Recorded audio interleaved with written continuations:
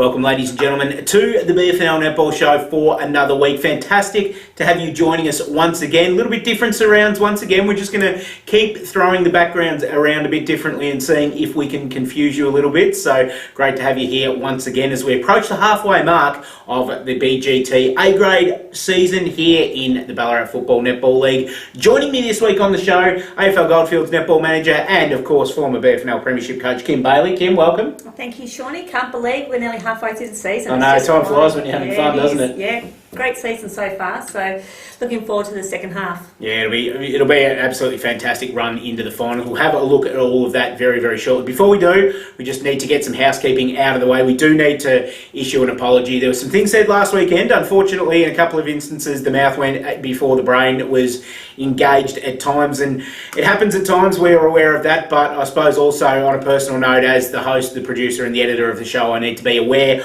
of more of what's going on. So we apologise to the players and the coaches of the North Ballarat City Football Netball Club, and we move on once again. We know that the relationship will remain harmonious between us and all at North City until next time I go and do an interview and just get shut down completely. So I'm waiting for that to happen as well, which could be Sunday, because as we'll talk about later on, there's a pretty big game going on down at North City this week. It's the game of the year so far, I think. I'm really interested to see what the result is, and it could go either way, but we'll talk about that a bit later. We will indeed. We'll have a look at last week's round 8 games before we start with that, starting with the game between Ballarat and Sebastopol. And I tell you what, when it never rains, but it pours down at Alfred, and they took 24 games or something to get the win. Now they've won 3 in a row. They've moved into the top 6, the Ballarat Swans, 47-29 win last week. Kelly Moran, 37 goals.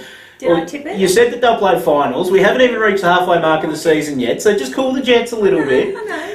But with the form that they're showing, it certainly makes sense, that tip as well, because they are flying at the moment, the Swans. Rachel Doverston once again amongst Ballarat's best players last year, one of the informed players in the competition at the moment, along with Kelly Moran and Michaela George. Sebastopol's better players, Prue Scott, Rhiannon Banner and Carlia Dix as well. Really good showing by the Swans, though, Kim. Yeah, really impressive win. It was, look at it on paper and you would have thought it was quite even.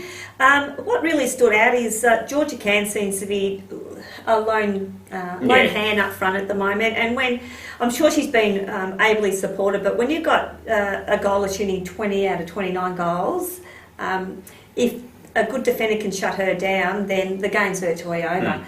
She's a really hard player to shut down, though. We know what a great player she is. Exactly. But, you know, Rachel Doverston's in fantastic form too, so she's having a really great introduction to the Ballarat Football Netball League. So, yeah, very impressed. Kelly Moran as well, 37 out of 47 goals. Awesome effort, you know, pretty tall, towering person. And, you know, their goal attack, Hayley Fiddler, who's a Sovereigns player, just awesome. 2 goalers that can shoot.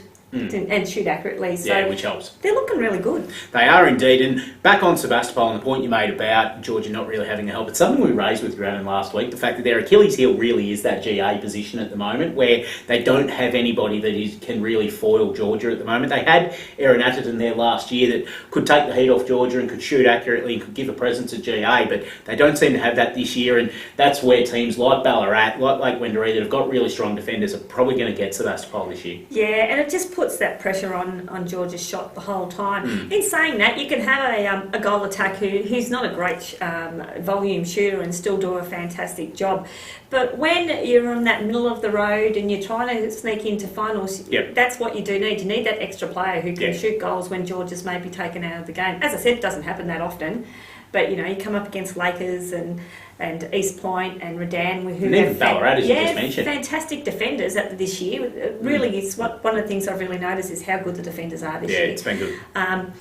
So it makes it really difficult. But just a magnificent win by 18 goals, I think it was, in the end for Ballarat. So the firepower they got up there will be a problem for a lot of people, I think, a lot of teams. Yeah, it will be a great win by the Swans on the weekend. Also a great win by Lake Wendouree, back onto the winners list with authority last weekend. 81-15 win over Bacchus Marsh. We thought it was going to be a big win. Didn't quite think it was going to be that big. Kat Biskin, Mel Allen back into the side, and didn't they make a difference on the weekend with 26 goals apiece. Sasha McDonald also 17 goals up front for the Lakers. Jackie Clifton, Sasha McDonald and Emma Burton, the better players players for the Lakers. Alicia Burgess and Erin Brinsmead and Riceman, the better players for Bacchus Marsh. Again, just that young Bacchus Marsh team coming up against an experienced Lakers team. Young Bacchus Marsh team. Bernie Walsh sitting in there, goal shooter. I was going to say, she's the... Well done, Bernie. She's the opposite to the young side of things. To be backing up in A grade still is just an awesome effort, and just the spirit of that Bacchus Marsh team is amazing, and I love it. That's what netball's all about. Is,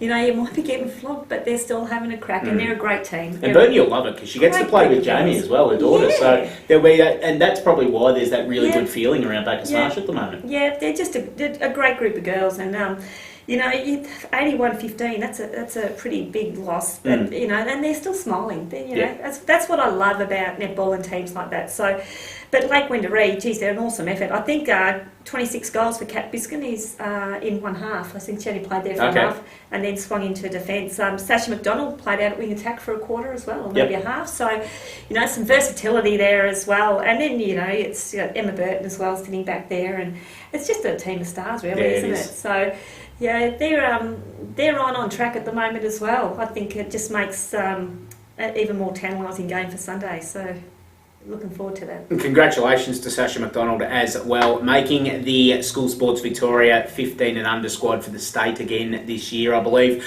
Her second or third state appearance for Sasha. I know she played in the 12s or the 13s, I think it was. Yeah, I think this is her second under 15 year in a row. She was picked up last year as bottom age, so this year top age. So she was nearly a walk-up start this year. And also to one of our junior girls, Poppy McDonald, made the... Poppy Douglas. Poppy McDonald, the hybrid. Poppy Douglas. Yep. Unbelievable little player, Poppy. Yeah, she's a fantastic. superstar. Yeah. Under 13s, made it in, and she's already taller than you and I. Well, that's not hard. It's not all that It's not difficult. That's true. But she's just a superstar. I also have two girls in state teams. Fantastic effort for our league. Well done to Sasha and well done to Poppy as well on their state representation. Of course, well done to the Lakers on their win last week. East Point keep on keeping on, remaining undefeated. 60-44 win over Melton on the weekend. Lauren Dew, once again, fantastic. Best on court, 34 goals. Maddie Gray, 33 goals for Melton as well.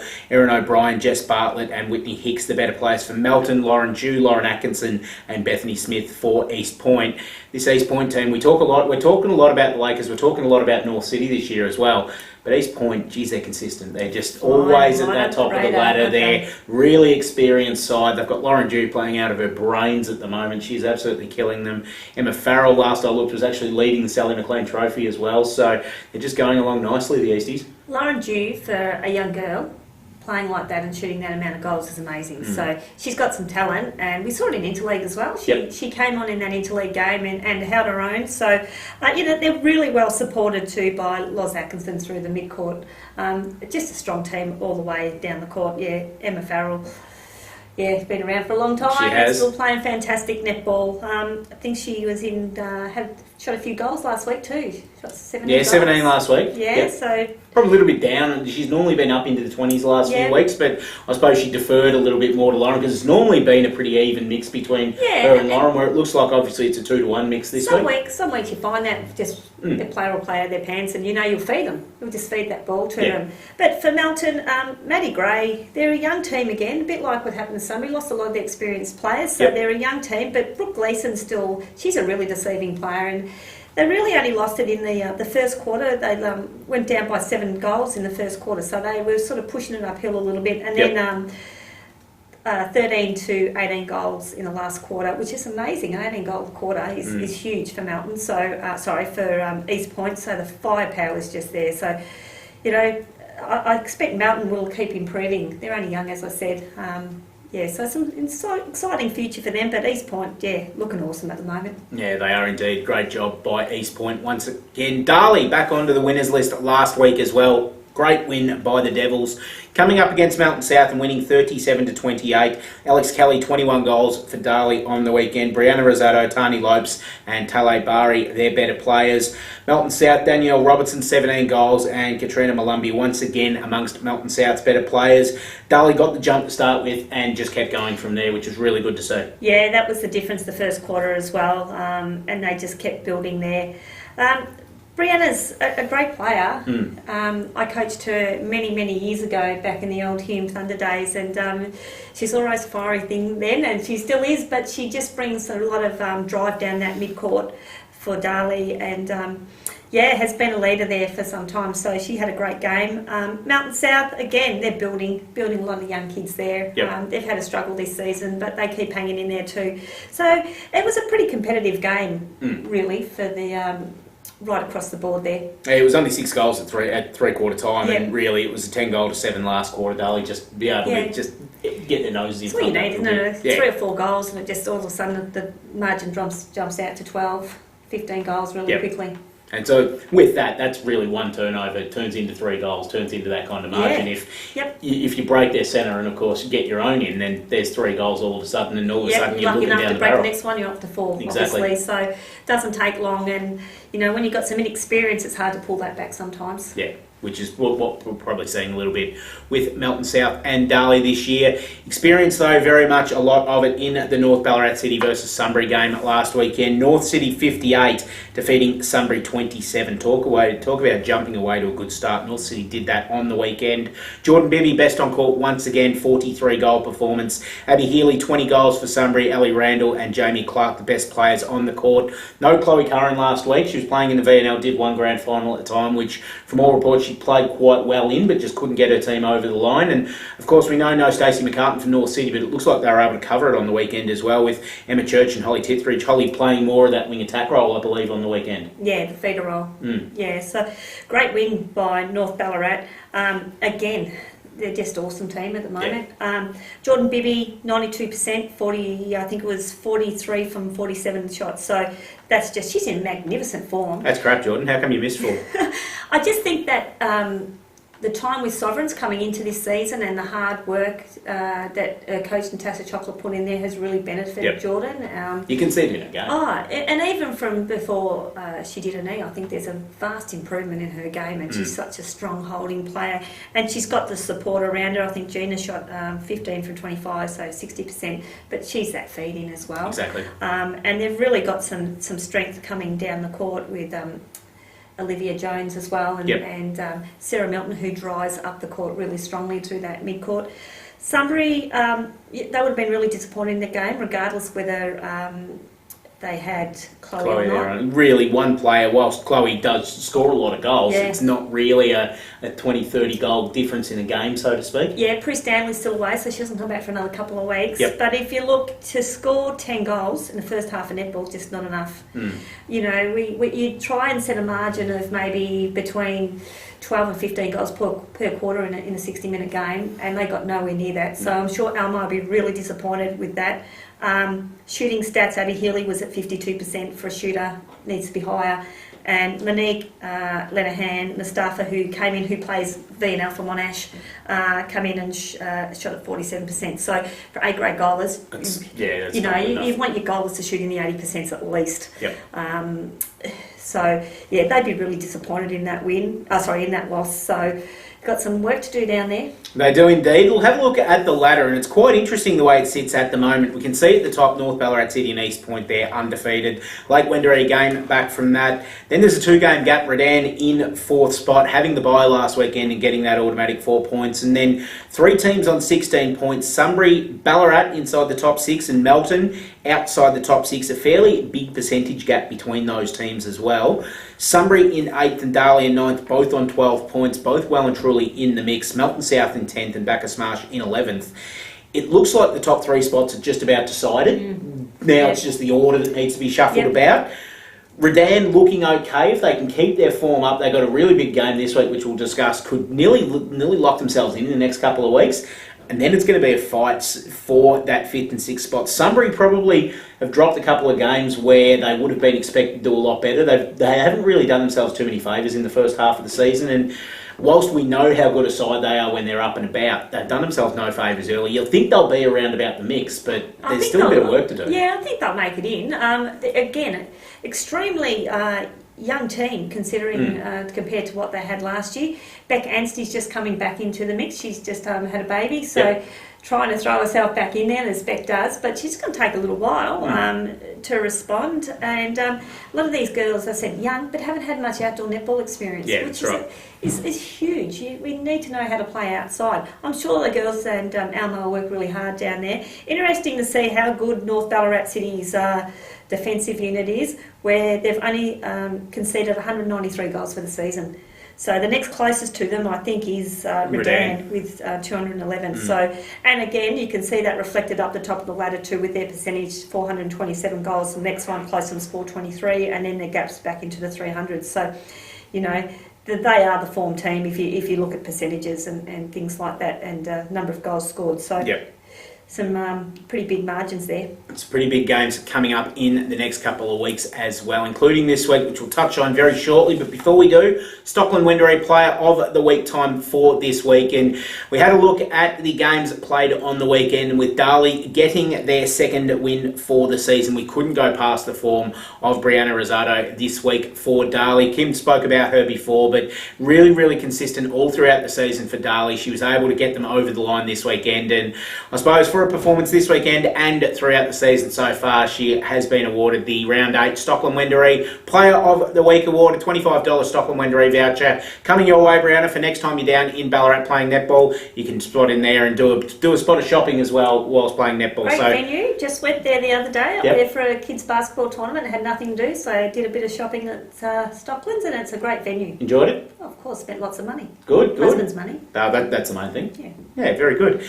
Let's have a look at this week's Round 9 games. The halfway mark upon us in the BGT A-grade netball competition.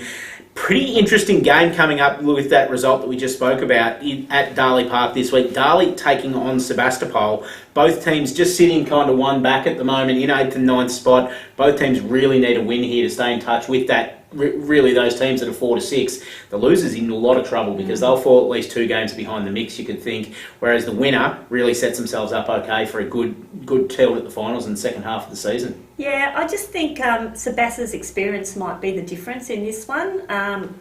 Although, you know, Darley's still got some great players there. The matchup will, if Bree drops back onto Georgia, I think that'll be the matchup. So.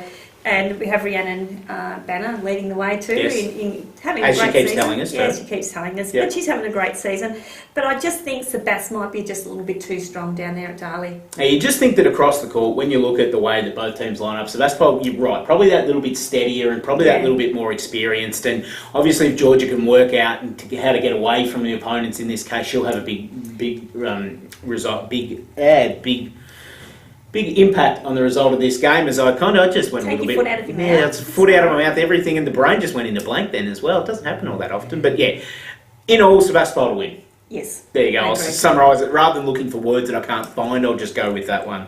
East Point taking on Melton South this weekend at the Eastern Oval. East Point will quite rightly enter this game as a pretty warm favourite, you'd think, Kim?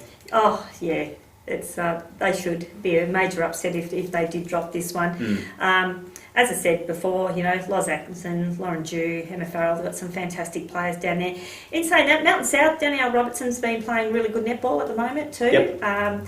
So another relatively young girl who's having a go for South, and you know, if they keep bringing girls of the calibre of hers through, then we might see some improvement in the next few years for them. We'll cross our fingers. It'd be great to have another strong team from the Eastern Bloc. It would be.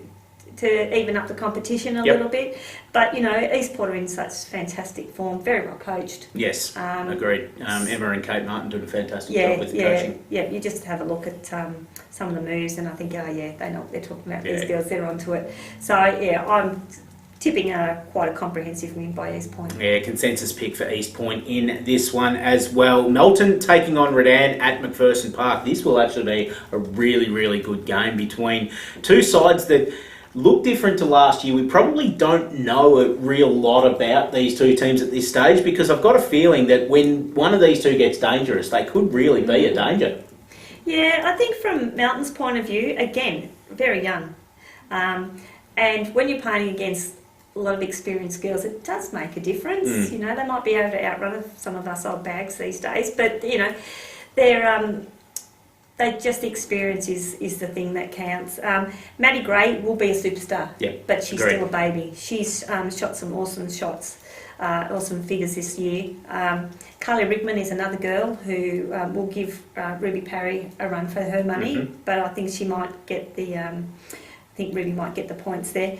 And Brooke Gleeson is such a leader on the court for Melton. Yep. You know, but then you look at Redan and Erin Riley hasn't played in the past few weeks, so we'll see if Ez comes back and plays. She makes a massive difference. She does. Emma Henry's been in fantastic form, carried over from her VNL season 2 where she excelled there. And the combination of Ruby Parry and Jenna Hurd's really been working well together. Especially in the last couple of weeks when Jenna's had a good 4-quarter run at it as well. She didn't get that early on for some reason. And when I was watching them against Ballarat, I was a bit mystified as to why she was spending so much time on the bench, because she had a really good shot when she came on and she gave them a focal point in the circle, which they didn't have at that stage. The last couple of weeks before the bye, she'd had a 4-quarter run at it and she was absolutely starring. Yeah, and sometimes you just need to have that consistency in the ring to get the combinations right.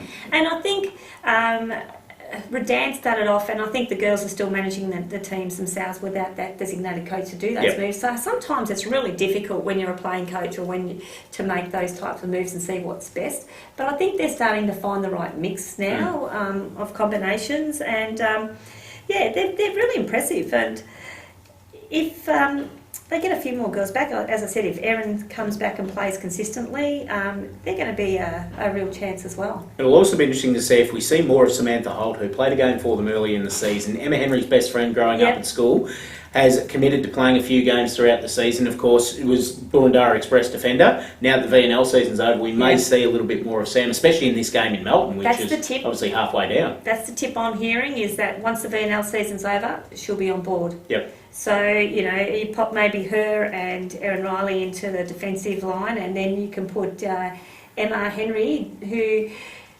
is most probably not your most conventional shooter, but she finished second in the Sally McLean Trophy playing in shooter last year. Is someone who could back up there, but would you mess with that combination of Ruby Parry and Jenna Hurd? Yeah, that's the other thing. But you can drop someone into wing defence and move some people around. Ruby can play in at wing A and lots of versatility there at all. So, and that's the strength of any team in such a long season, is to be able to move players around and have that versatility. So I think Redan's going to maybe pinch this one. Yeah, I'm tipping Redan as well, which is normally a kiss of death when I tip Redan, but I just feel that they'll get the job done in this one. Just that little, as we've said, that little bit more experience will probably see them over the line in this game. Sunbury taking on Ballarat at the Clark Oval. This is going to be a ripping game as well. Obviously, Sunbury coming back from a big defeat last week, and they'll be primed to show that was a one-off. Chloe Curran back into the side this week, but Ballarat's form at the moment, they are really flying. They've got confidence now as well, and as we know, very, very even team across the court, and Sunbury need to find somebody tall to look after Kelly Moran this week as well, because she is one of the more dominant shooters because of her height and because of just the way that they play, and they can isolate her under the ring, close to the ring, and be able to get those goals in. Yeah, a couple of the Sunbury girls, their defenders are quite tall, so it's really it could be a battle of the tall defenders. Yeah. Because they're both tall timbers up both ends. What I'm really interested in, it's if you're tipping down here this way, it's wet weather on Saturday. Yes.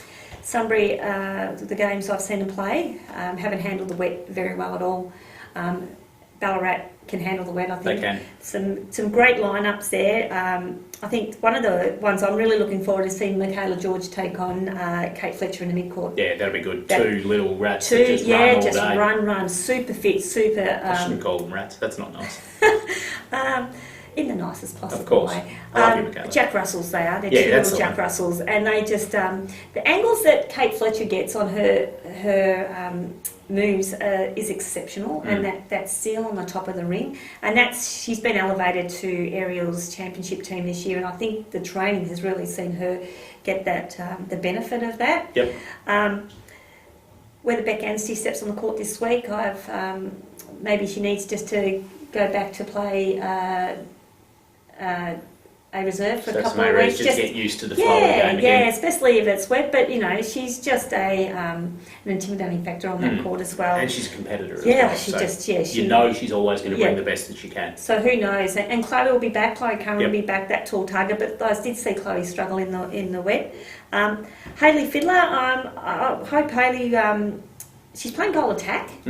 which is most probably... You had her playing more at shooter with the Sovereigns this year. Yeah, I had her playing more at shooter, and she was the goaler who we went to because she's shot at such good percentage rates. But her role's different in goal attack, and that's more of a feeding role. It is. But, when you've got a goal attack who can sit down and just pop a goal in, it's really really effective. And it certainly makes sure that the opposition don't necessarily double back onto Kelly as well, because they know that if they leave Hayley open, she can pop that goal in. They've got two that they need to worry about. So, it'd be really interesting. Abby Healy and Chloe Claren in goals for Sunbury, 2 tall targets. Yep. So that's going to be really interesting to see how that...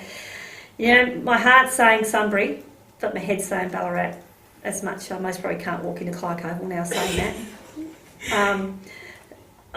Sunbury just aren't in great form at the moment. We just need to, I shouldn't say we, they just need to most probably consolidate and just get a couple of games under their belt and then look for the second half of the season and go from there. But I just think Ballarat's in great form and I can't really see them losing. I look at it from the other side of the coin, and I think that this is a game that Sunbury really have to win in many ways, because obviously we've talked about how good their lineup is when their conditions are suited, but as we said before, they keep dropping these games. All of a sudden they're going to have to be in a position where they're going to really have to fight for a place in the finals, and we know that they're up to it, we know that they're good enough, but they lose a game like this against Ballarat on a wet day. All of a sudden, there's going to be some doubts come into their mind, and they're going to fall back. And there's a chance that if things don't go their way, they could fall out of the top 6 if they lose this week as well, which they can't. I don't reckon they can do.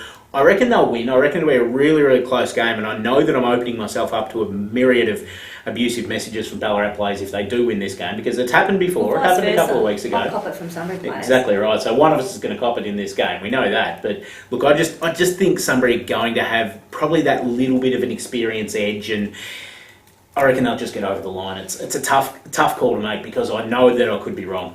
Yeah, me too. I could be wrong, and Sunbury might come out and blow them out of the water. And I think it's just that feed into the circle is going to be essential. It will be essential if they can get that feed right to Chloe. Then they've got Ruth Smith playing in wing attack at the moment. With the absence of Prue Stanley, and they can start to hit some targets underneath the ring.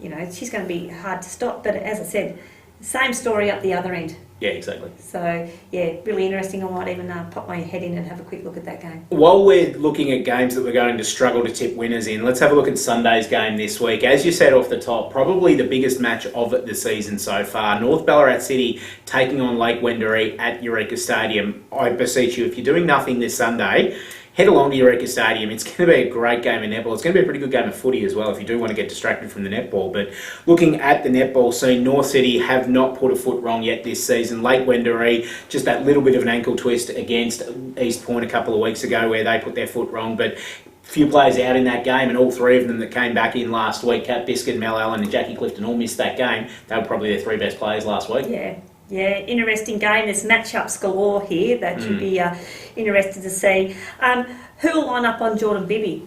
Could be a number of players. Could be Mel Allen, could be Kat Biscuit. It's interesting. I reckon Kat Biscuit will get first crack. Just thinking, obviously, Jackie Clifton and Emma Burton have done such a fantastic job defensively, and it wouldn't surprise me to see Birdo play on her. Yeah. But they're both that probably 3 or 4 inches shorter than Jordan, which opens them up to that kind of lob pass. So Kat with a bit extra height might be a good person to start off. And then knowing Romsey, she'll have plan A, plan B, plan C and plan D. So she already knows when she's watching this, and she's probably looking at me saying, you're an idiot, you don't know what's going on in our team. But whether that's the way they go first or whether she backs in Jackie and Birdo, who have done such a fantastic job. I would most probably go with Emma Burton, to tell you the truth. I just think physically she might be able to push Jordan out of the ring, push her high and wide and make her take the long shot.